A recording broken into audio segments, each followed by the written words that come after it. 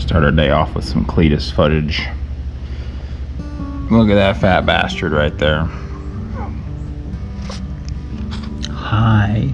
Today, we're gonna finish cleaning the block up and get ready for assembly, because we're gonna have parts here, hopefully next week, but we're gonna clean today, so stick around.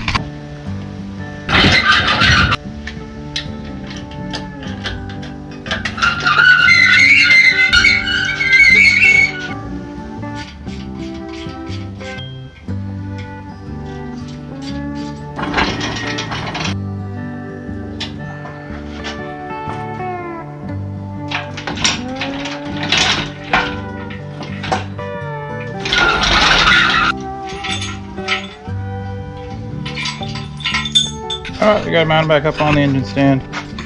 If you're following along at home, this is a very soft nylon wheel here, and it actually was once much larger and has been worn down by many hours of grinding and cleaning. So I'm going to use this to remove the remainder of the head gasket material that's here, all this silicone stuff that's here, and various other gasket mating surfaces. So probably going to switch to some time lapse and sit and do this for a little while. Here's some time lapse.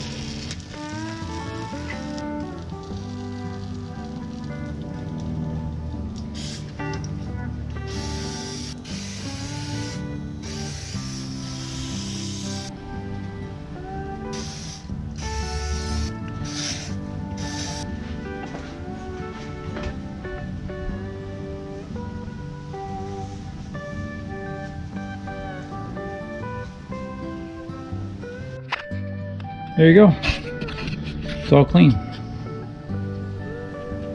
But I cleaned as much as I'm willing to do tonight. We'll clean the other head mating surface tomorrow, and maybe the underside of the block, the front of the timing cover, all that good stuff. We're gonna hopefully start assembling it early next week, so I want it to sit for very long. And we'll be messing with it more.